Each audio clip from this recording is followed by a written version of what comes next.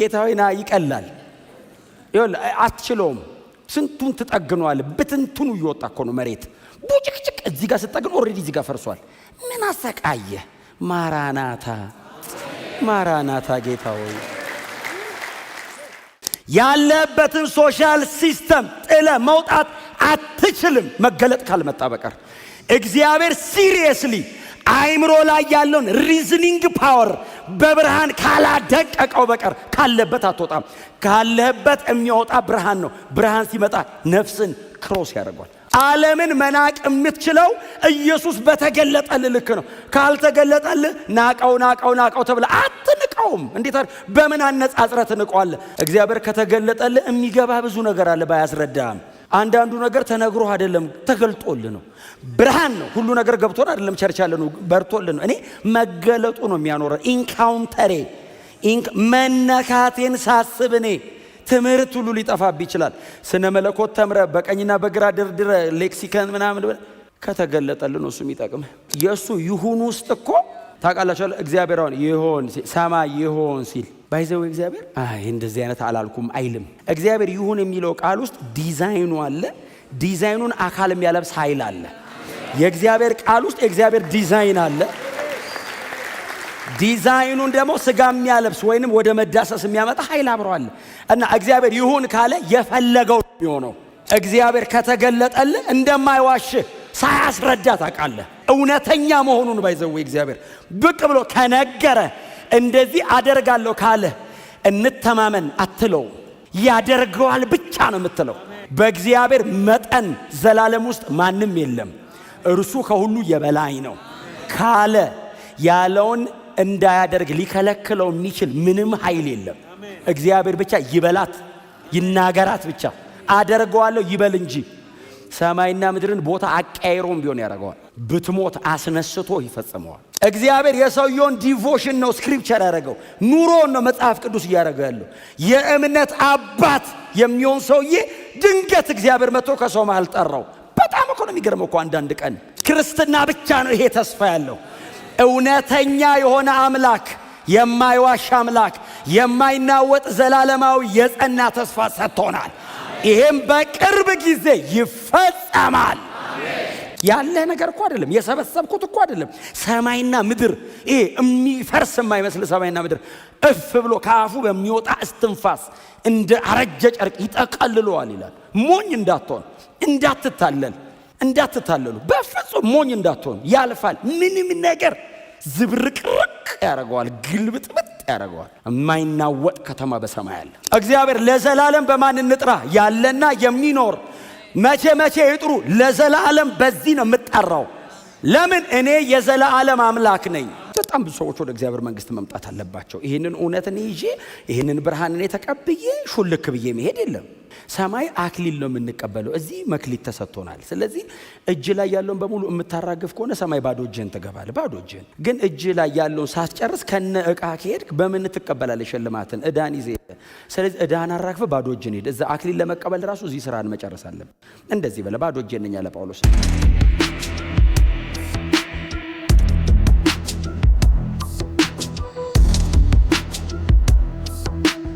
ዕብራውያን ምዕራፍ 11 ከቁጥር 8 ጀምረን እስከ ቁጥር 19 በጌታ በኢየሱስ ክርስቶስ ስም አነበዋለሁ የምንወደውም የጌታ ቃል እንደዚህ ይላል አብርሃም ርስት አድርጎ ወደሚቀበለው ስፍራ እንዲሄድ በተጠራ ጊዜ በእምነት ታዘዘ ወዴት እንደሚሄድ ባያውቅ እሺ ብሎ ሄደ በባዕድ አገር እንዳለ መጻተኛ በተስፋይቱ ምድር በእምነት ተቀመጠ የተስፋውን ቃል አብረውት እንደሚወርሱት እንደ ይስሐቅና እንደ ያዕቆብ በድንኳን ኖረ ምክንያቱም መሰረት ያላትን እግዚአብሔር የሰራትንና የፈጠራትን ከተማ ይጠባበቅ ነበር አብርሃም ምንም እንኳ በዕድሜው ቢገፋም ሳራም ራሷ መካን ብትሆንም ተስፋን የሰጠውን ታማኝ አድርጎ ስለቆጠረ በእምነት የልጅ አባት ለመሆን በቃ ስለዚህ እንደ ሞተ ሰው ከሚቆጠር ከዚህ ከአንድ ሰው እንደ ሰማይ ከዋክብት የበዛና እንደ ባህር ዳር አሸዋ ተቆጥሮ ማያልቅ ዘር ተገኘ እነዚህ ሁሉ የተሰጣቸውን ተስፋ ቃል ሳያገኙ እምነታቸውን እንደጠበቁ ሞቱ ሆኖም ከሩቅ አይተው ሰላም አሉት። በዚህ ምድር ሲኖሩ መጻተኞችና እንግዶች መሆናቸውን ተገንዝበው ነበርና። እንደዚህ የሚሉት ሰዎች የራሳቸው የሆነውን አገር እንደሚጠባበቁ ያሳያሉ። ትተውት የወጡትን አገር ቢያስቡ ኖሮ ወደዚያ የመመለስ እድል ነበራቸው። አሁን ግን ከዚያ የሚበልጠውን ሰማያዊ አገር ይናፍቃሉ። ስለዚህ እግዚአብሔር አምላካቸው ተብሎ ሊጠራ አላፈረም፣ ከተማን አዘጋጅቶላቸዋልና። አብርሃም እግዚአብሔር በፈተነው ጊዜ ይስሐቅን መስዋዕት አድርጎ በእምነት አቀረበ። የተስፋን ቃል የተቀበለው እርሱ አንድ ልጁን ሊሰዋ ዝግጁ ነበር። ይህም እግዚአብሔር ዘርህ በይስሐቅ ይጠራል ያለለት ነበር። አብርሃም እግዚአብሔር ሙታንን ሊያስነሳ እንደሚችል ተገንዝቦ ነበር። ይስሐቅንም ከሞት የመነሳት አምሳያ ሆኖ አገኘው። ጌታ የተባረከ ይሁን። ባለፈው ሳምንት ቁጥር 7ን ብቻ ነው አይደል የተናገርኩት? ባለፈው ሳምንት ቁጥር 7ን ብቻ የኖሆን አብረን ተመልክተናል። ዛሬ ዘለል ይላል አይደል? ይሄ ጸሐፊ ዘለል ይላል። በመካከላቸው ሰፋ ያለ የትውልድ ሐረግ አለ በኖህና በአብርሃም መካከል። ግን አሁን አብርሃም ጋር ይመጣል። መጽሐፍ ቅዱሳችን እኛም ስንጠራው አባታችን አብርሃም ብለን ነው የምንጠራው። የእምነት አባት ተብሎ ነው አይደለም የሚጠራው ይሄ ሰው የእምነት አባት። መጽሐፍ ቅዱሱ ራሱ የእምነት አባት ብሎ ነው የሚጠራው። ወንድማችን ሐዋርያው ቅዱስ ጳውሎስ በሮሜ መልእክት ላይ የእምነት አባት አይደል? ስለዚህ የሁላችን አባት ሆነ የሚል ቃል አለው።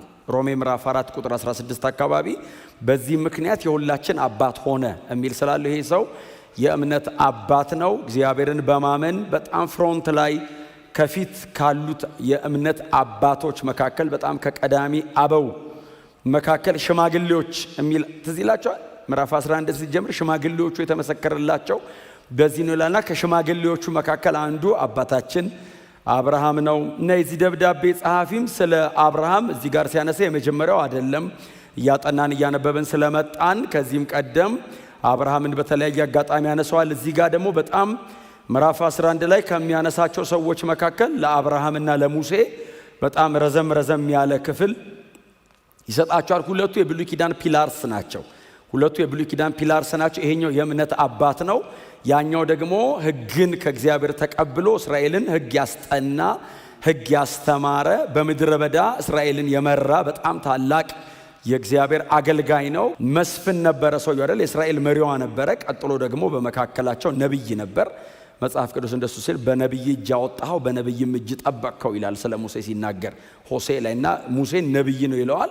በነብይ እጅ አወጣኸው ይልና ቀጥሎ በነብይም እጅ ጠበቅከው ይላል አይደል? ኢትስ ኤ ዶክትሪን በትምህርቱ ነው አይደል? ጠበቅካቸው የሚለው ምድረ በዳ ላይ 40 ዓመት ሙሉ ሙሴ ትንቢት እየተናገረ እንዳልኖረው ሁላችሁ ታውቃላችሁ። ሙሴ ብዙ ትንቢት እንዳልተናገረ አንድ ነች ትንቢቱ።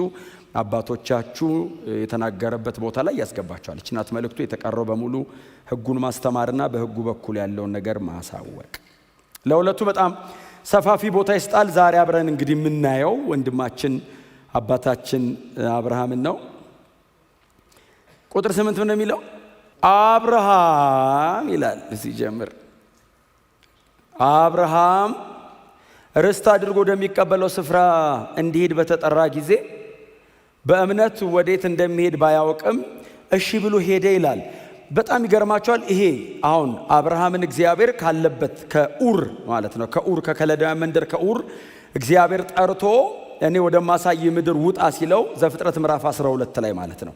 እኔ ወደማሳይ ውጣ ሲለው ምናልባት እናንተ ወደ ዘፍጥረት አሁን በኋላ ቤት ስገቡ ገብታችሁ እንድታነቡት ወደ ዘፍጥረት ሄዳችሁ የምታነቡት ከሆነ አብርሃም ነው ስሙ አይደል? አብርሃም አይደለም። ኦልሬዲ ግን ነገሩ ከተከናወነ በኋላ ስለሆነ እዚህ ደብዳቤ የሚጽፈው የታሪኩ መጀመሪያ ጀምሮ ሲያነሳልን አብርሃም ብሎ ይጀምራል። እዚህ ደብዳቤ ላይ አብርሃም የሚል የለም። አዲስ ኪዳን ላይ አብርሃም የሚል የለም።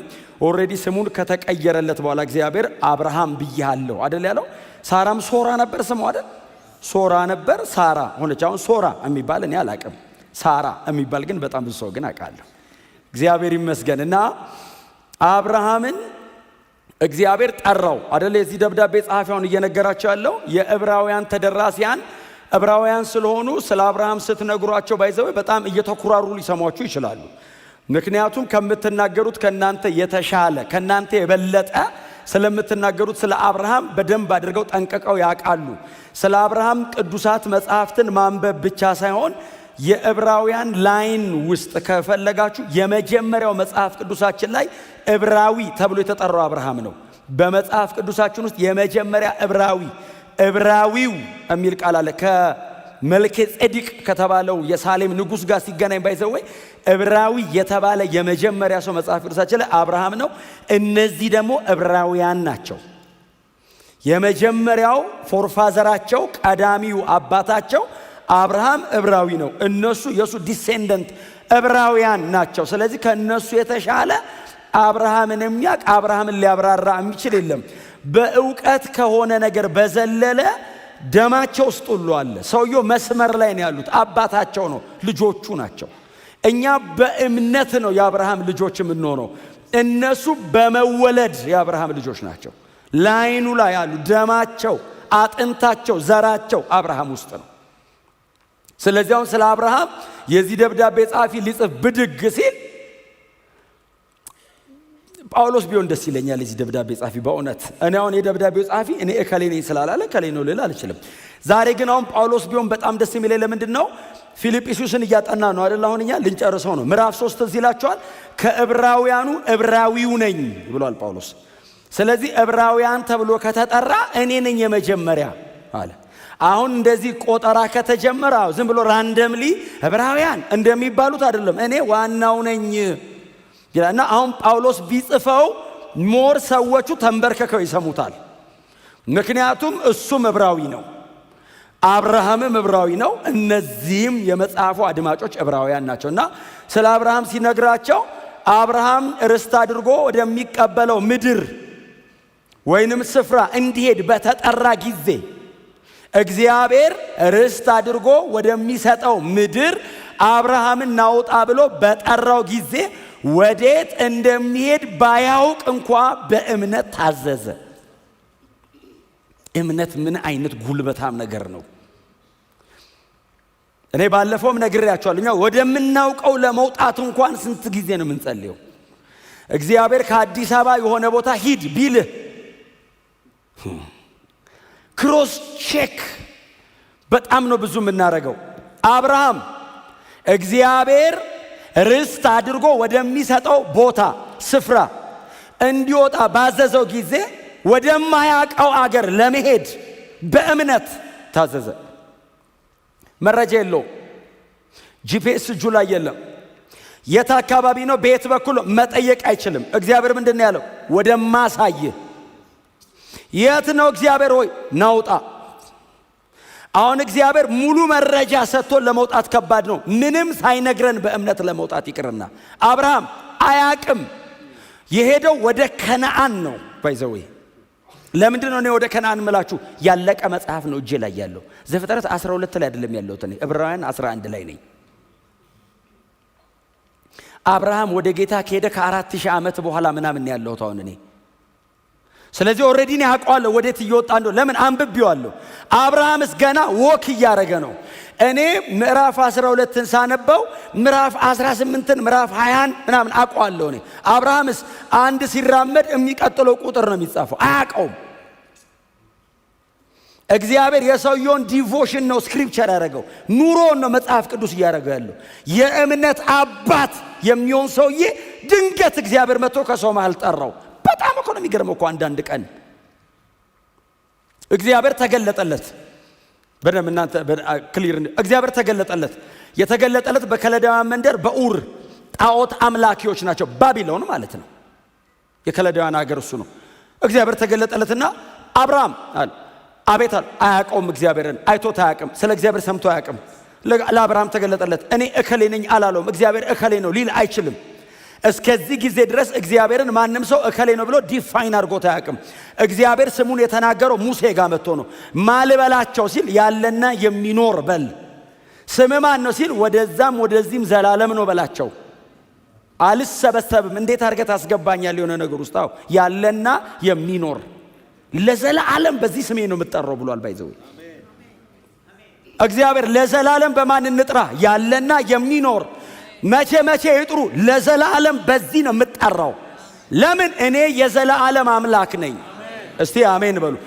አብርሃም እግዚአብሔርን ከዚህ በፊት አያውቀውም። አብርሃም የሚያውቀው የአባቶቹን ጣዖታት ነው። ከፊቱ አብርሃም እንደ ሪፈረንስ የሚጠቀመው የእምነት አባት የለውም። የመጀመሪያ ነው። እግዚአብሔር ብቅ አለ። አብርሃም አለ። አቤት አለ። እኔ ማለት ብሎ አልተዋወቀውም። እኔ ወደማሳይ ምድር ውጣ። ማነ? ምን ብዬ ልውጣ? የለም ውጣ። እግዚአብሔር ከተገለጠልህ የሚገባ ብዙ ነገር አለ ባያስረዳም። አንዳንዱ ነገር ተነግሮ አይደለም ተገልጦልህ ነው። ብርሃን ነው። ሁሉ ነገር ገብቶን አይደለም ቸርች ያለ ነው በርቶልን ነው። እኔ መገለጡ ነው የሚያኖረን። ኢንካውንተሬ መነካቴን ሳስብ እኔ ትምህርት ሁሉ ሊጠፋብ ይችላል። ስነ መለኮት ተምረ በቀኝና በግራ ድርድረ ሌክሲከን ምናምን ከተገለጠልን ነው እሱ የሚጠቅም። ይሄ ሰውዬ ብቅ ሲለት ቦግ ገባው። አባቱ ቤት የሚሰራው አይነት ጣዖት አይደለም ይሄኛው። ሕያው ነው፣ ይናገራል፣ ይመራል። ደግሞ እንደዚህ አይነት ክብር ያለው ነገር አይቶ አያቅም። መቋቋም አልቻለም። ያለበትን ሶሻል ሲስተም ጥለ መውጣት አትችልም መገለጥ ካልመጣ በቀር። እግዚአብሔር ሲሪየስሊ አይምሮ ላይ ያለውን ሪዝኒንግ ፓወር በብርሃን ካላደቀቀው በቀር ካለበት አትወጣም። ካለበት የሚወጣ ብርሃን ነው። ብርሃን ሲመጣ ነፍስን ክሮስ ያደርጋል። አብርሃም ያገኘው ይሄ ነው። ብቅ አለ እግዚአብሔር። ውጣ ሲለው እንዴት ይቀመጥ? እንዴት ይቀመጥ? ደግሞ መጥቶ ውጣ አላለውም። እንዴት ይቀመጥ? የዛኑ ቀን የሸከፈው ዕቃውን ወዴት ነው የምትወጣው? ውጣ ብሎኛል። የት ነው የምትሄደው? እንጃ። ምናልባት እናንተ አብርሃም ዘመን ላይ ብትሆኑ ነው አብርሃም ጎረቤት ብትሆኑ አብርሃም አብዷል ነው የምትሉት። ጥርጥር የለውም። አብርሃምን ሆናችሁ ነው እናንተ አሁን ዓለምን ጥላችሁ ወጣችሁት። እስቲ አሜን በሏ። እኛ እኮ የአብርሃም አይነት ሆነን ነው። ጨለማ ውስጥ ያለ ሰው ካለ እየተደናበረ የሚሄድ ካለ እንጠሯለን ወደ ብርሃን እያየ እንዲሄድ። በግምት እየኖረ ያለ ሰው ካለ ገብቶት መሄድ አለበት። ይሄ ህይወት ነው። ስለነጋ መኖር አንቀጥልም። ገብቶን ነው የምንኖረው። ገብቶን የማይጨልምበት ሀገር ከፊታችን እንዳለ ገብቶን፣ ሰማይ ከፊታችን እንዳለ ገብቶን፣ ዘላለም ከፊታችን እንዳለ ገብቶን፣ ኢየሱስ ክርስቶስ ብቻ ለዘላለም ጌታ ነው። አዎ ጠራው፣ ወጣ፣ ብድግ አለ። ወዴት ነው የወጣው? የዚህ መጽሐፍ ጸሐፊ በጣም አስደናቂ ሰው ነው። ወዴት እንደሚሄድ ሳያቅ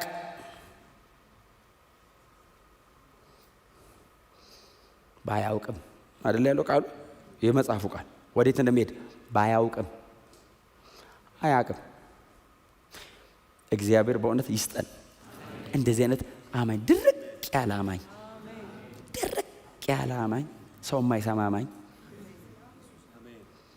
ዙሪያውን የማይሰማ እግዚአብሔር ላይ የገጠመ አንጋጦ የሚኖር አገሬ በሰማይ ነው ካለ የማይመለስ ሰፈር የማይውል በቃ አብርሃምን መሄዴ ነው ማለት የት እንጃ። ማን ወጣ ያለ የተገለጠልኝ? ማን የተገለጠልህ? ተገልጦልኛል፣ አይቼዋለሁ። ስሙን አያውቀውማ፣ አይቼዋለሁ። ልክደው አልችልም። መጽሐፍ ቅዱስ ላይ ብዙዎቹ እንደዚህ አይነት ናቸው። እኔ አሁን ከዚህ ታሪክ ጋር እንዴት እንደሚገናኝ ባላቅም እናንተ ፈልጋችሁ ሌላ ቀን አገናኙት። አሁን ልቤ ላይ ስለመጣልኝ ልንገራችሁ። ያቺ ሴት ትዘላችኋል። የሳማሪያ ከተማዋ ሴት ነካት። ስሙን አታውቀው። ነካት፣ በቃ ነካት። በን ብላ ሄደች። ጉዴን የነገረኝ ሆነ ምንድን ሲል እርሱ ክርስቶስ ይሆን እንደው እኔ ምንም ገና ነክቶኛል። ሲነካኝ ድብልቅልቅ ብሎብኝ ወደምትፈራ ወደማትፈልገው ነው ሰብራ ይገባችሁ። በህይወቷ መቼም ልታደርገው የማትችለውን አሸንፋ እንድትሄድ ያደረጋት ብርሃን ነው። እግዚአብሔር ራሱን በሙላት ይግለጥላችሁ። በእውነት ኑሮ ደስ የሚለው እንደዚህ ሲሆን ነው። አለበለዚያ በጣም ቦሪንግ ነው፣ በጣም አድካሚ ነው የሚሆነው። የአብርሃም ኢነርጂው፣ የአብርሃም ጉልበቱ ምንድን ነው? እምነት። የተገለጠለት ነገር አለ። የበራለት ነገር አለ፣ እግዚአብሔር የነገረው ነገር አለ። እዛ እግዚአብሔር የሰጠው ምሪት ላይ፣ የእግዚአብሔር ድምፅ ላይ፣ እግዚአብሔር የገባለት ተስፋ ላይ እምነቱ ተመሰረተ። ደጋግሜ እየነገርኳችሁ ነው። ዕብራውያን 11 ላይ እምነት አየር ላይ አይቆምም። አብርሃም አመነ። ዝም ብሎ ነው ያመነው አይደለም። ማንን ነው ያመነው? እግዚአብሔርን ነው ያመነው። እግዚአብሔር የሰጠው ተስፋ አለ፣ እሱ ላይ ነው የአብርሃም እምነት የቆመው። የእምነት አባት ለምንድን ነው የተባለው? እግዚአብሔርን ስላመነ። ወደማያውቀው አገር በእምነት ታዞ ወጣ። እኔ ክርስትናን ዲፋይን ያደርግልኛል አብርሃም። ወደማያውቀው አገር ግን እርግጠኛ ወደ ሆነበት አገር ነው የወጣው። አያውቀውም ግን እርግጠኛ ነው። እግዚአብሔር ሲገለጥለት የማይዋሽ አምላክ እንደሆነ አውቋል። እግዚአብሔር እንዳላታለለው ስላወቀ ነው ባይዘው ወክ ያደረገው ሰውየው። እግዚአብሔር ከተገለጠልህ እንደማይዋሽ ሳያስረዳ ታውቃለህ። እውነተኛ መሆኑን ባይዘው እግዚአብሔር ብቅ ብሎ ከነገረ እንደዚህ አደርጋለሁ ካለ እንተማመን አትለው፣ ያደርገዋል ብቻ ነው የምትለው። በእግዚአብሔር መጠን ዘላለም ውስጥ ማንም የለም። እርሱ ከሁሉ የበላይ ነው ካለ ያለውን እንዳያደርግ ሊከለክለው የሚችል ምንም ኃይል የለም። እግዚአብሔር ብቻ ይበላት ይናገራት ብቻ። አደርገዋለሁ ይበል እንጂ ሰማይና ምድርን ቦታ አቀያይሮም ቢሆን ያደርገዋል። ብትሞት አስነስቶ ይፈጽመዋል። ብቻ እስኪል ነው ምጡ፣ ቶሎ ቶሎ አይልም እሱ። ክብር ለኢየሱስ ይሁን። ቁጥር 9 ምንድን ነው የሚለው? በባዕድ አገር እንዳለ መጻተኛ በተስፋይቱ ምድር በእምነት ተቀመጠ። አሁን ይሄ ሰውዬ ልክ ነው። ምድሪቱ ምን ብሎ ነው የጠራት? ተስፋይቱ ምድር ምን ማለት ነው? እግዚአብሔር እሰጥሃለሁ ያለው አገር ማለት ነው። ይሄ ነው አገርህ፣ እዚህ ነው ውጣ ያልኩ ብሎ ከነዓን ገብቶ ሰውየው ቁጭ ብሎ እንደ መጻተኛ ነው የሚኖረው። አገሩ እኮ ነው፣ አይደላደልም። ታውቃለህ? እሰይ እግዚአብሔር ያለኝ ቦታ ደረስኩ በቃ እንገንባዋ አይልም። እግዚአብሔር ተስፋ አድርጎ በሰጠው በተስፋይቱ ምድር በእምነት ተቀመጠ። የተስፋውን ቃል አብረውት እንደወረሱት እንደ ይስሐቅና እንደ ያዕቆብ በድንኳን በገዛ አገሩ በባዕድ አገር እንዳለ ሰው ኖረ። ከተማይቱን የቆረቆራት አብርሃም ነው። ባይዘው አብርሃም ነው የገባው ከነዓን። እግዚአብሔር እንግዲህ ያው ሎጥ አብሮት ወጥቷል። ያው እናንተ ታሪኩን ስለምታውቁት ነው። ሎጥን ለብቻው ደግሞ እዚህ እሁድ ለታ ነው አንዴ ሰብኬዋለሁ። ሎጥ ማለት መጋረጃ ማለት ነው። ታውቃላችሁ? ቬል ማለት ነው ትርጉሙ። በአብርሃሙ እግዚአብሔር ነው ሎጥ ባይዘው በጣም በእምነት የኖረው። በእምነት ኖሯል ሎጥ በጣም አደገኛ ጻድቅ ሰው ነው። ግን ሎጥ የኖረው ለአብርሃም በተገለጠው እግዚአብሔር እንጂ ለሎጥ እግዚአብሔር ተገልጦ አይደለም። በአብርሃሙ እግዚአብሔር ነው። ክብር ለኢየሱስ። ይሄ ሰውዬ ግን ይሁት እግዚአብሔር ርስት አድርጎ በሰጠው ምድር፣ በተስፋይቱ ምድር እግዚአብሔር ይሄ ያንተ ነው አለው እኮ። አብርሃም ተደላድሎ ቢቀመጥ ባይዘዌ እናመሰግነዋለን፣ ምንም አንለውም። በተሰጠው ምድር ላይ በባዕድ ሀገር እንደሚኖር መጻተኛ ሲኖርስ ሞር አድቫንስ ነው፣ ይበልጠናል። እግዚአብሔር የሰጠኝን ፖሰስ ለማድረግ አይደል ትግሌ ነኝ። እግዚአብሔር አደርግልሃለሁ ያለንን እኮ ለመቀበል እኮ ነው ትግላችን። ልክ ሲያደርገው በቃ አብርሃም ከነዓን ገብቶ የምስጋና ፕሮግራም አያረግም፣ አይረካም። በባዕድ ሀገር እንዳለ መጻተኛ የከተማው ሕዝብ ተሰብስበው መጥተው ጌታችን አብርሃም ሆይ ይሄ እኮ ያንተ ምድር ነው ሲሉት አይደለም አላቸው። የኤሞር ሰዎችን አይደለም። አንዳንድ ቦታ ይፈልግ ነበር። ገንዘብ ይዞ መጣ ይላል ሊገዛ ከነሱ። የሱ እኮ ነው አገሩ፣ እሱ እኮ ነው የገባው። እነሱ እኮ እሱም ብለው እኮ ነው የመጡት። እንኩ ገንዘብ። ለምን? እግዚአብሔር የመሰረታትን የማትናወጠውን ከሰማይ የምትወርደውን ከተማ ይጠባበቅ ነበር። እማረፈው ሰማይ ነው ይላል። ሰውየው መሬት ቁጭ ብሎ ጌታ ኢየሱስ ክርስቶስ ሳይመጣ በመስቀል ላይ ሳይሞት እሄድና ስፍራ አዘጋጅላችኋለሁ የሚል ትምህርት ሳያስተምር አብርሃም ሰማይ ነው ማረፈው ይላል። ለዛ እኮ ነው ጳውሎስ ገላትያ ላይ እግዚአብሔር ለአብርሃም ወንጌል ሰበከው የሚለው። ወንጌል ገብቶታል አብርሃም አለ ጳውሎስ። ለምን በገዛ አገሩ እንደ መጻተኛ እንዴት ይኖራል? እኛ ጸልየን ያዝነው መሬት ላይ እንሟሟታለን። አብርሃምስ እግዚአብሔር የሰጠው መሬት ላይ ቁጭ ብሎ ለአንተ እድል ይሰጥና እሱ ሌላ ከተማ ከሰማይ ይወርዳል። ይሄኛውንም እማያየውን አምኖ ነው የያዘው። የሰማዩንም አላየውም፣ እውነት ነው። ይሄኛውንም እኮ አይቶ አይደለም እኮ የወረሰው፣ ወደማያውቀው አገር ውጣ ብሎ እኮ ነው የሰጠው። ይሄንን በእምነት ካገኘው የሰማዩንም አገኛታለሁ። በጣም በትህትና ጎናቸው አለ ሰው እግዚአብሔር በሰጠህ ነገር ላይ እንደ እንግዳ ኑር በሉት እስቲ። እንዴ ለዛ እኮ ነው በምንድን ነው የሚታወቀው የእንግዳ ኗኗር ካላችሁ፣ እንደ ይስሐቅና እንደ ያዕቆብ በድንኳን ኖረ። ብቻውን እንዳይመስልህ ልጁ ላይና የልጅ ልጁ ላይ ያጋባባቸው መጻተኝነት ኢንፍሉዌንስ አድርገው ባይዘው ጀነሬሽኑን። ብቻውን አይደለም እሱ ኖረ። አዎ ልጁ በድንኳን በገዛ አገሩ 100 እጥፍ እያፈራ ልጅየው ድንኳን ተክሎ ነው ቁጭ የሚለው። አረ በጣም ጠንከር ያለ ሰፋ ያለ ደረጃት አድርገው ሲሉት አባቴ ሲል እንደሰማሁት ከሰማይ የምትወርድ ከተማ አለች። ዘፍጥረት ላይ ሙሴ አልነገረንም። የአዲስ ኪዳን ጸሐፊዎች ግን ነገሩን። ከሰማይ የምትወርድ ከተማ ይጠብቅ ነበር። እኔ ዘፍጥረት የሚገባኝ በዕብራውያን ነው። አሜን በሏ። እኔ ቀጥታ ዘፍጥረትን አላነበው፣ በመስቀል አቋርጬ ነው ማነበው። አዲስ ኪዳን ላይ ነው ትምህርቱ ያለቀው። ሙሴ ነገረን ናሬሽኑን ተረካውን ነው አዲስ ኪዳን ላይ ገለጡት። ሰውየው አመነ ነው አይደል? አሁን ለምሳሌ ዘፍጥረት 15 ላይ አብርሃምም እግዚአብሔርን አመነ ነው እኮ። እንዴት ይመን በምን ይመን አልነገረንም ሙሴ። እግዚአብሔር ይባርከው። ጳውሎስ መጣ፣ ምን አመነ አብራራው።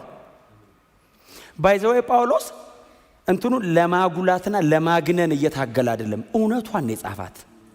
አብርሃም ምን አመነ ስትሉት የሌለውን እንዳለ አድርጎ በሚጠራ ለሙታን ሕይወትን በሚሰጥ አብርሃም ማንን ያመነው ሲሉት ሪሊ አብርሃም ዘፍጥረት 10 ምናምን ላይ ቁጭ ብሎ ከምዕራፍ 12 እስከ ምዕራፍ 18 ምናምን ቁጭ ብሎ ይስሐቅ የሚባል ልጅ ሳይመጣ እሱና ሳራ አብረው እየኖሩ አብርሃም ግን የትኛውን እግዚአብሔርን ያመነው? የሌለውን እንዳለ አድርጎ የሚጠራ እግዚአብሔር። አብርሃም እግዚአብሔር የሌለ እንደሚጠራ አመነ። አንደርስታንድ አደረገ። ባይዘው እግዚአብሔር the creator God የሌለ እንዳለ አድርጎ የሚጠራ ፈጣሪ እግዚአብሔር ነው አለ።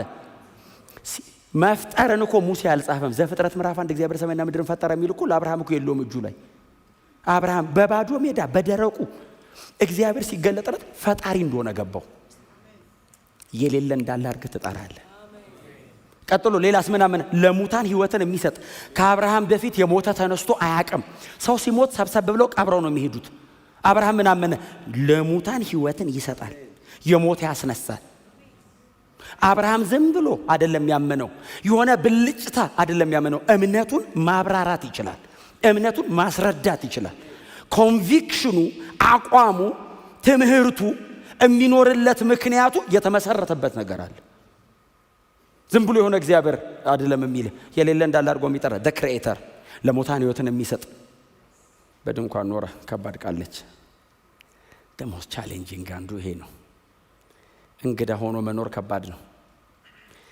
የኔ ነው አገሩ እያለን ምን ኖረው የቱ ሲባል ይሄ ቁርጡን ወቁት። አገራችን በሰማይ ነው። አንዳንድ ሰው አሜን አላለኝም። እደግመዋለሁ። አገራችን በሰማይ ነው። እደግመዋለሁ። ተላቀቁ ከመሬት ተላቀቁ። ተደላድላችሁ የተቀመጣችሁ ሰዎች፣ መሬትን ተስፋ የምታደርጉ ሰዎች ካላችሁ ኃጢአት ነው። እንደ ክርስቲያን አገራችን በሰማይ ነው። እንደውም ዳዊት ምንድነው ያለው? ምድርን ተስፋ ከሚያደርግ ሰው እባክህ አድነኝ ብሎ ጸለየ። ምድርን ተስፋ የሚያደርግ ሰው ማለት ምን ማለት መሰለ? ለማግኘት ምንም ያደርጋል። ሰማይን ተስፋ ያደረገ ሰውዬስ ይለቅልሃል፣ ይተዋል፣ ምንም አይመስለውም። ለምን? አገሬ በሰማይ ነው ይልሃል። ከዚህ ስጋዬ ራሱ ገና ወጥቼ እሄዳለሁ ይልሃል። እንኳን አገራችን በሰማይ ነው። እኛም ከሰማይ የሚወርድ አዳኛችንን ክርስቶስን እንጠባበቀዋለን።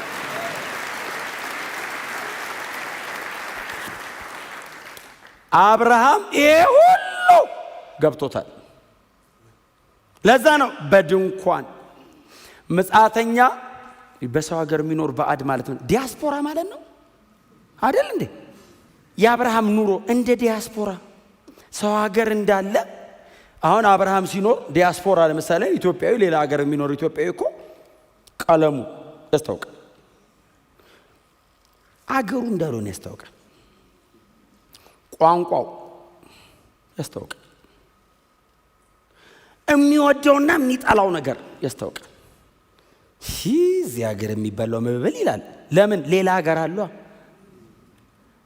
የሀገሬው ሰውዬስ የሀገሩ ምግብ ነው፣ ዝም ብሎ ነው የሚበላው። አንተስ ሌላ ሀገር አለ፣ ስትበላ እየመረጥክ ነው። ለምን? አፒታይትን ኮንትሮል ያደርገዋል ሀገርህ፣ አስተዳደግህ።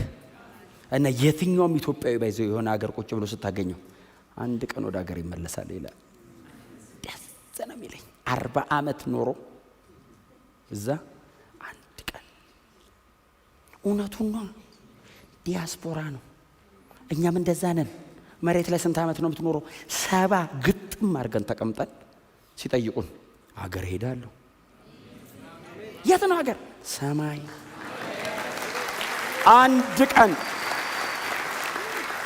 አንድ ቀን ሀገር ሄዳለሁ። እና አኗኗሪ ይግለጣ። በድንኳን ኑር። በጣም ወደ ታች ስራ አትስደዱ። በጣም አጥልቃ አትስራ። ለምን? ምዝዝ እስኪያረገህ እንዳትቆይ።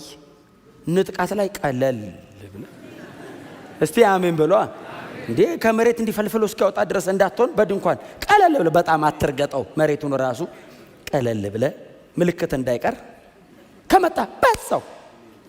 ኢየሱስ ጌታን የተነጠቅቀን እሱ ድሮም ያስታውቅ ነበር። በጣም አልገባም ወደ ታች። እስቲ አሜን በሏ። በቃ እንደሚሄድ ሰው አስታውቁ። ነግሬያችሁ የለ ወንበር ጠርዝ ላይ የሚቀመጥ ሰው ጠጋ ብለህ ቁጭ ሆነ ልትሄድ ነው። ኦፍ ኮርስ ጫፍ ላይ ተቀመጡ። ኢየሱስን ግን እናየዋለን። አገራችን በሰማይ ነው። ስለዚህ አሁን ይሄ እኮ የእናንተ ነው ተብለን እኮ ሊሆን ይችላል። ኦፍ ኮርስ የቤተ ክርስቲያን የምናምን መኖሪያ ቤት ገንብታ ያንተ ነው። ምን ጥርጥር አለው? በስምህ ነው ካርታው። ስታየው አትበል። ይሄ ነፍሴ ቢጠጭ ያለው ሰው ትዝላችሁ። ለፍቶ ጥሮ ግሮ ታግሎ ምናምን ሰበሰበና ጎተራው ግጥም ሲልለት ቤቱ ማታ ጋደም ማለና ነፍሴ አላት። አንተ ጎተራ እህል ከምረ ነፍሴ ይባላል እንዴ? ስጋዬ ነው የሚባለው እንጂ የውስጥ እርካታ ፈለገ። ታውቃለህ? ጎተራው ላይ እግዚአብሔር ማታ መጣ። አንተ ሰነፍ አለው፣ ዛሬ ማታ ነፍስን ይወስዷታል አለው። ምንም ነገር እግዚአብሔር ይስጣችሁ፣ በእውነት ይብዛላችሁ። ግን አገራችን በሰማይ ነው። በገዛ ንብረት ላይ እንደ እንግዳ መሆን፣ ይሄ የክርስትና ፕሪንሲፕል ነው። እግዚአብሔር በሰጣ ነገር ላይ ያው እንግዳ መሆን። ዓለም ምን ትላለች? ሞኝ የራስህ አይደል እንዴ ትላለች ዓለም። አይደለም፣ እኔ ሰማይ ነው የኔ አገራው፣ እዛ ነው ያለኝ፣ ቤታው እዛ ነው ያለኝ፣ መኖሪያ እዛ ነው ያለኝ። ይሄስ እንግዳ ነኝ። እስካለው ድረስ እጠቀምበታለሁ፣ እስካለው ድረስ ሌሎችን እባርክበታለሁ፣ እስካለው ድረስ ሌሎችን አጽናናበት ይሆናል።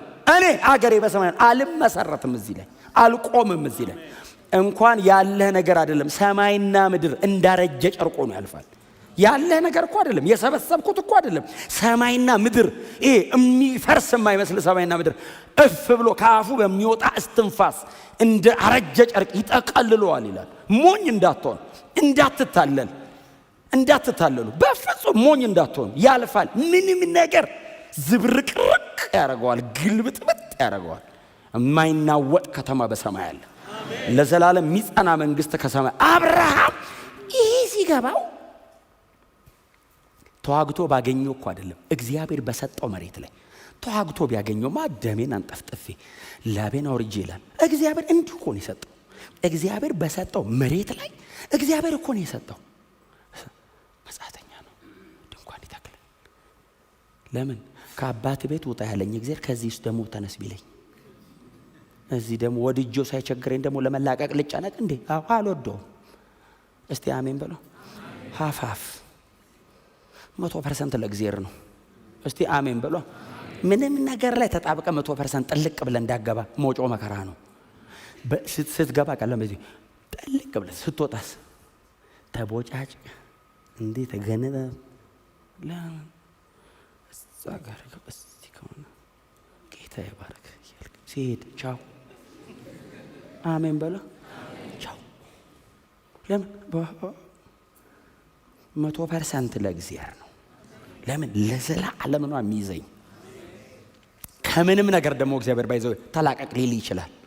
ከምንም ነገር ውጣ ሊል ይችላል። ውጣ የሚል እኔ አሁን ውጣ ካለኝ እግዚአብሔር አብርሃምን ውጣ ሲለው ውጣ ብሎኛል ነው ብሎ ነው እንዴ? ሳራ ግዴታ ነች። ሳራ ለምን? የተስፋው ቃል የሚፈጸመው በይስሐቅ በኩል ነው። ከሰማይ ሰጠው በሳራ በኩል ነው የሚመጣው እና ሳራ ግዴታ ናት። አብሮ ከሳራ ጋር ነው። አጋርን የሲና ጊዜውታ ምድራዊቷ አላት እኮ። ይችኛዋን ሳራንስ ከሰማይ የምትወርደው ኢየሩሳሌም አላት እኮ ታውቃል። እና እግዚአብሔር ሪስፔክት ያደርጋል እና በፍጹም ይሄን አይመለከትም። ውጣ ካለ አንድ ላይ ነው። አንድ ነና ውጣ ሲል ራሱ ባይዘው ሁለት አይደል? ውጣ ሲል ኦብቪየስሊ አብረ ነው። እስቲ አሜን በሉ። እሷስ ጌታዬ አትልም። አንድ ነህ። እግሬን ትቼው ልውጣ ትላለህ እንዴ? ውጣ ሲል አንገቴ ውጣ።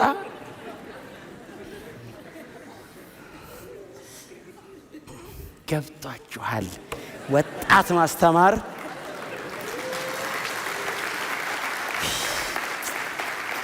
እንኳን እናንተን የማገልገል እድል አገኘሁ። እኔ በጣም ነው የምወዳችሁ። ሲሄድ አውቀዋለሁ። ስር ሰዷል። አሁን የተናገርኩት ነገር ጌታ የተባረከ ይሁን። እወዳችኋለሁ። በጣም ያሳስበኛል በእውነት። ምድር ላይ ምንድነው የሚያሳስብትሉኝ? እናንተ ጉዳይ ነው የሚያሳስበኝ። ሰማይ መገናኘት አለብን። ሰማይ መገናኘት አለብን። በእውነት ነው የምነግራችሁ። እዚህ ተገናኝተን እንደዚህ ጠቅጠቅ ብላችሁ በእውነት ስታስፈሩ እኮ ሰማይ እንደዚህ ጠቅጠቅ ብለን ነው መሄድ ያለብን። እስቲ አሜን በሏ። ሰማይ እንደዚህ ጠቅጠቅ ብለን በቃ ድምጻችን እዚህ ቅድም እንዳማረ እንደወጣ እዛ ሰማይ ይስተጋባ እና በባዕድ ሀገር እንደ መጻተኛ እምትኖር ከሆንክ መኖርህን መጻተኝነትህን የምናውቀው በድንኳን ስትኖር ነው። የላይፍ ስታይል ይገልጣል። እንደፈለክ ይሆንክ መጻተኛ ነኝ አይባልም። አገሩ ላይ ያለውን በሙሉ እያነሳ እንደፈለክ ይሆንክ የሚነካውን ምኑን ሁሉ ነገር ጥርግርግ እያረክ ይወሰድክ። እንደዚህ አይነት መጻተኛ የለም። መጻተኛ በድንኳን ነው የሚኖረው። ሴት ላይ ያረግም መጻተኛ ሴት ላይ ያረግም። ሴት ለማረገው ሰማይ ነው ይላል። እውነቱን ነው። ይሄንን የሚያረገው ምኑ ነው? እምነት የሚባል ባለፈው ተናግሬያለሁ። ብሌፖ አይደል? የማይታየው ኖህ ያመነው ስለማይታየው ነገር እግዚአብሔርን፣ አብርሃም ስለማይታየው ነገር እግዚአብሔርን አመነ። በጣም አስደናቂ እኮ ናቸው። የዕብራውያን ቅዱሳን ምን እያላቸው ነው? መሬት ቁጭ ብላቸው ስለ ሰማይ አስቡ። እምነት ማለት እሱ ነው። እምነት ትዝ ሲላችሁ፣ እምነት የታመመ ሲፈወስ ምናምን ትዝ አይበልህ። እምነት ትዝ ሲላችሁ ዘላለም ትዝ ይበላችሁ። ያላየሁት እግዚአብሔር ያዘጋጀው ከተማ አለ። አዎ ባላየውም እውነት ነው። አንድ ቀን እግዚአብሔር እዛ ውስጥ ያስገባኛል። እምነት ፒስቲስ የሚለው ትክክለኛ የግሪኩ ቃል እሱ ነው። በእግዚአብሔር ላይ ሙሉ በሙሉ መደገፍ፣ ባለው ነገር ላይ ራስን መጣል። እግዚአብሔር ብሎ ያለው መውደቅ ያደርገው ይሆን እንዴ? ኖ ያደርገዋል። እና መውደቅ ክብር ለኢየሱስ ይሁን። እና ከዛ ቁጥር 10 ጀምሮ ያለችውን ቶሎ ቶሎ ልንገራችሁ እስከ ቁጥር 12 ድረስ ያለው። ከዛ ኔክስት ዊክ ከይስሐቅ ጋር ያይዤ፣ ይስሐቅ ደግሞ the most dynamic person አይደል? የክራይስት አይደንቲካል ነገር ነው ሰውየው። የአብርሃም በጣም የሚወደው ልጁ ነው። ኢየሱስ የእግዚአብሔር በጣም የሚወደድ ልጁ ነው። ኢየሱስ የሚሰቀልበትን እንጨት ተሸክሞ ነው የወጣው። ይስሐቅ የሚሰዋበትን እንጨት ተሸክሞ ነው የወጣው። ይስሐቅ ሊሰዋ የነበረበት የሞሪያ ተራራና ኢየሱስ የሞተበት የጎልጎታው የራስ ቅሉ ተራራ ጂኦግራፊካሊ ይተያያሉ። በጣም ማይቲ ነው ልጁ። ባይዘ ኒው ቴስታመንት ነው ሊትራሊ ሰውየው። እሱን ኔክስት ዊክ ከአብርሃም ጋር አያይዤ ባነሳው በጣም ጥሩ ነው። ክብር ለኢየሱስ ይሁን። ይሄኛው ግን እዚህ ድረስ ያለችው ልንገራችሁ። ከዛ ቁጥር 10 ምንድነው የሚለው? በድንኳን ኖረ ከሚለው ባለ ቁጥር 10 ምንድነው የሚለው? ምክንያቱም መሰረት ያላትን ይኸውላችሁ ስሙኝ፣ እግዚአብሔር ከተማ አዘጋጅቷል አይደለም ያለው። ከተማዋን ሲያብራራት እዩት። ምን አይነት ከተማ ናት ሲል መሰረት ያላት ምን ማለት ነው? መሰረት የለውም ይሄኛው ማለት ነው። ያኛው ዘላቂ ነው ዘላለማዊ ነው፣ ይሄኛው ጊዜያዊ ነው ማለት ነው።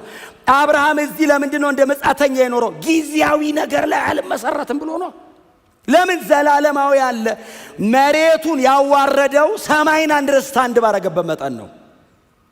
ዓለምን መናቅ የምትችለው ኢየሱስ በተገለጠልህ ልክ ነው። ካልተገለጠልህ ናቀው ተብለ አትንቀውም። እንዴት በምን አነጻጽረህ ትንቀዋለህ? አብርሃም ገባው ምን አይነት ከተማ? መሰረት ያላትን። ቀጥሎስ እግዚአብሔር የሰራትን የፈጠራትን ከተማ። እግዚአብሔር ክሬት ብቻ አይደለም ያደርገው፣ ፎርም አድርጓታል፣ አዘጋጅቷታል። ይህ እኮ አብርሃምን ያመነው ባይዘው የዕብራውያኑ ጸሐፊ እኮ እየፈጠረልን እኮ አይደለም፣ የአብርሃምን እምነት እኮ እያስረዳን ነው። እናንተ ክሊርሊ ይሄ ወንጌል አይደለም። አብርሃም ይሄ አሁን ቆይ ወንጌል አልገባውም አብርሃም እንዴ? መሰረት ያላትን እግዚአብሔር የሰራትንና የፈጠራትን ከተማ ይጠባበቃል። ፎርም ያረጋትን ያዘጋጃትን እግዚአብሔር ፈጥሯታል። ቀጥሎስ አዘጋጅቷታል። እንዴ ይሄ እኮ ዮሐንስ ወንጌል ምዕራፍ 14 እኮ ነው። በአባቴ ቤት ብዙ መኖሪያ አለ፣ እኔ ግን ስፍራ ላዘጋጅላችሁ እሄዳለሁ፣ ከዛ በኋላ ተመልሼ እመጣለሁ፣ እኔ ባለሁበት እናንተም ከእኔ ጋር እንድትሆኑ ዳግመኛ መጥቼ ወስዳችኋለሁ። አብርሃም ያመነው የቱን ነው? ዮሐንስ 14 ነው ያመነው። ጌታ ኢየሱስ ክርስቶስ ምድር ላይ መጥቶ በስጋ በተገለጠበት በኖረበት 3 ዓመት ተኩል ያስተማረውን የመጨረሻ ዘመን ትምህርት አብርሃም አንደርስታንድ አድርጓል። የት? ከነአን ቁጭ ብሎ። ማን ገባው? ማንም አልገባውም፣ አብርሃም ነው የገባው።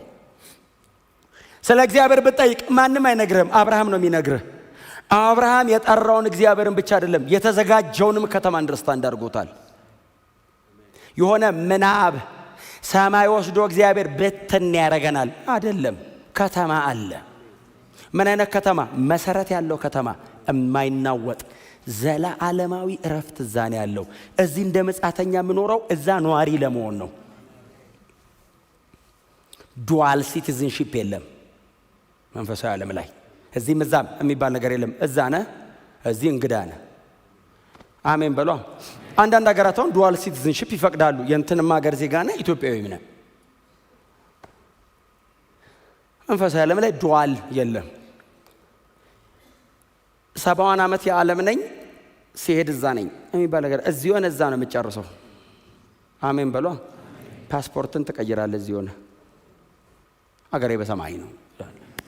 እስቲ ያሳይ። እዚህ ሀገር አይደለም? አዎ በሰማይ ነው አገሬ። መች ትሄዳለህ? በቅርብ። አካሄድ እንዴት ነው? ጌታዬ መጥቶ ነው የሚወስደኝ። እና አይደለም ያለኝ እጥቼ ወስደሃለሁ። መንገዱን አላውቀውም፣ እሱ ነው የሚያውቀው። አዎ መጥቶ ነው የሚወስደኝ። ፈላልጋችሁ ነው አይደለም ያለን። በፖሽ ላውንደሪ በኩል ታጥፈ ገባ ለማለት ራሱ ያለ ሲቃይ እንኳን ሰማይ ማንጠፋለን። እዛ አንደኛው 3ኛ ሰማይ ነው፣ 2ኛ ሰማይ እንጠፋለን ተበትነን። በየት በኩል ኢየሱስ ይሄን ስለሚያውቅ እመጣለሁ አለ ራሴ። አሜን በሏ። እመጣለሁ። ምንም ልፋት፣ ላብ፣ ትግል የሌለው ነገር እኮ ክርስትና ነው። እኔ ሆነኛ ዳንኳችኋል። አዎ ሶስዳችሁ የትራንስፖርት ሸፍኑ አይልም። እመጣለሁ አለ። ይዣችሁ ስብስብ አድርጌ መላእክት ሰብስበውን ደመና ድረስ ይዘውን ሄዳሉ። ጌታችን ኢየሱስ ክርስቶስ ይጠብቀናል።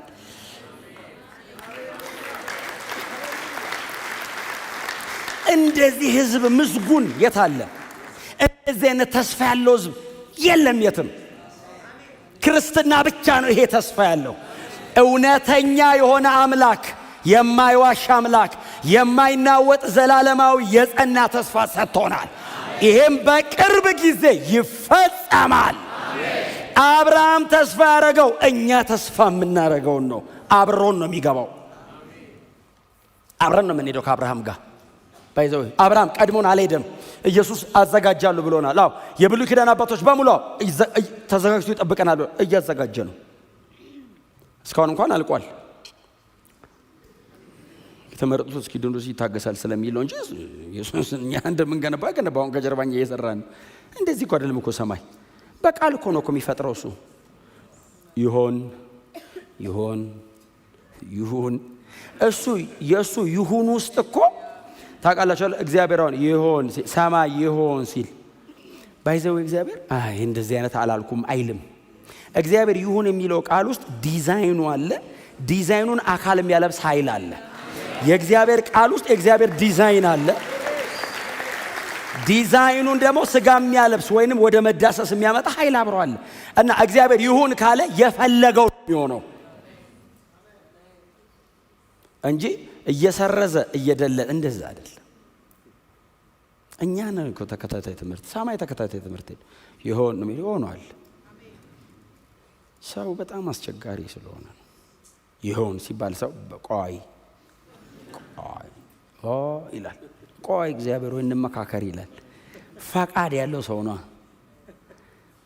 ከዛ በአንድ አመት ከ7 ወር ዕብራውያንን ያስረዳናል እንዴት መሰለ አብርሃምን ታቋል ይኖን ታቋል ሰማይን አብርሃምን ታቋል ብሎ ያቀል ሰማይ ሲል አቤት የለም እኮ አቤት ሆነ ምድር አለ አቤት ሆነች ባህር አቤት ተሰብሰብ እሺ የዛን ቀን የተሰበሰበው በየቀኑ እየመጣ ሰበሰበው የሚል ቃል የለም የዛን ቀን እችቶ ሰምቶ አንደርስታንድ አድርጎ አቤት ብሎ ታዞ እስካሁን ድረስ ቦታው ነው ያለው ሰሞኑ እንዲ ወደዚህ አሁን እየተንቦጫቦጨ ነው መሬት እንዲ ለምንድን ነው በቃ ነው አሁን እኛ በጣም እንቆፈራለን እዛ ደግሞ እነ ምድር ምናምን ደግሞ መጻተኛ ነባ ከበጣም አትቆፍረኝ አንተ ያጅነ አው ሌላው ይቆፍር አራንተ ያጅነ አረሂዱልኝ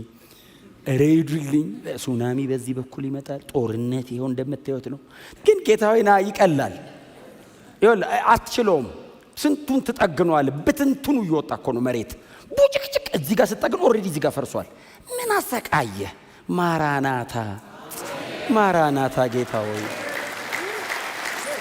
ኢየሱስ ጌታ ነው ስለዚህ ከመሄዳችን በፊት ግን ደሞ እንድንሰራ የተሰጠን በጣም ትልቅ የቤት ስራ አለብን የቤት ስራችን ምንድነው በጣም ብዙ ሰዎች ወደ እግዚአብሔር መንግስት መምጣት አለባቸው ይሄንን እውነትን ይዤ ይሄንን ብርሃንን ተቀብዬ ሹልክ ብዬ መሄድ የለም ሰማይ አክሊል ነው የምንቀበለው እዚህ መክሊት ተሰጥቶናል ስለዚህ እጅ ላይ ያለውን በሙሉ የምታራግፍ ከሆነ ሰማይ ባዶ እጅን ትገባለህ ባዶ እጅን ግን እጅ ላይ ያለውን ሳትጨርስ ከነ ዕቃ ከሄድክ በምን ትቀበላለህ ሽልማትን እዳን ይዘህ ስለዚህ እዳን አራግፈ ባዶ እጅን ሄድ እዛ አክሊል ለመቀበል ራሱ እዚህ ስራን መጨረስ አለብን እንደዚህ በለ ባዶ እጅን ነኝ አለ ጳውሎስ አንተ ስራህን ይዘህ ሄደ እንዴ ምንድነው ሁሉ እጅ ይዟል እኮ ምኑ ላይ ላስቀምጥልህ አክሊል ሲል ኦር አልጨረስክም እኮ መይሰራ ይላል ስለዚህ ቶሎ ወንጌልን እንስራ ጌታ ይባርካችሁ